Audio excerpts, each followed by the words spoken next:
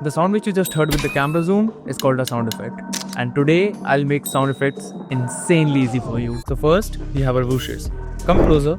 The sound which you just heard with the zoom is called a whoosh, and it is used to showcase movement in a video. Now go back because we will talk about risers now. And risers mean we are building intensity up, and drop. Now this is used to build up intensity in a scene or emphasize a point. Speaking of that, let's move to hits, which means stop.